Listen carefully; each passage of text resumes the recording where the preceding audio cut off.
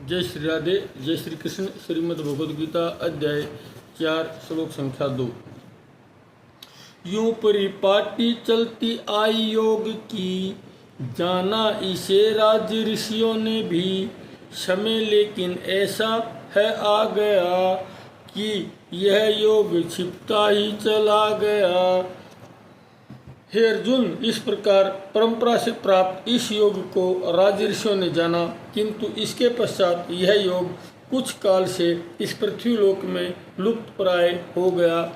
यह परंपरा गृहस्थ के आगे के रूप में बढ़ी।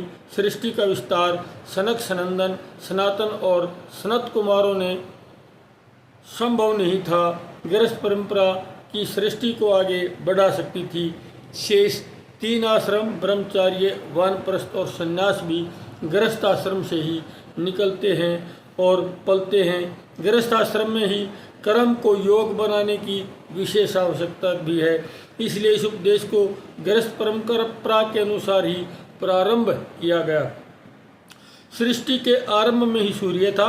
उपदेश की आवश्यकता भी साथ ही थी। सृष्टि का प्रारंभिक कर्म योग को लक्ष्य करके ही, ताकि नींव दृढ़ बने, इसलिए कर्मयोग का उपदेश सर्वप्रथम सूर्य को दिया। सूर्य सतत कार्यरत है। मनुष्य भी सूर्य उदय के साथ ही अपने दिन की गतिविधियों का प्रारंभ करता है। श्री भगवान कहते हैं कि मैंने सबसे पहले उपदेश सूर्य को दिया। सूर्य ने इस परंपरा को स्वयं तक नहीं रखा, इसे मनु को और मनु ने इक्ष्वाकु को दिया। परंपरा को इस रूप में आगे बढ़ाकर गृहस्थों पर श्री भगवान ने एक विशेष दायित्व छोड़ा। इस परंपरा को आगे बढ़ाते रहो। गीता उपदेश के द्वारा अर्जुन को निमित्त बनाकर भगवान फिर से उस परंपरा को नई शुरुआत दे रहे हैं। पूर्व में तो राज ऋषियों ने इसे परंपरा से प्राप्त कर जान लिया, इसलिए राजाओं की तब परंपरा त्याग भाव की थी।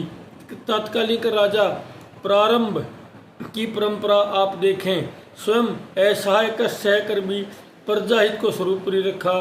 कर्म योग का प्रभाव स्पष्ट था, लेकिन उसके पश्चात बस एक प्रश्न चिन्ह है। स्वयं भगवान ने भी स्वीकारा है, स काले ने महत्ता योगी नष्ट है परम तपम।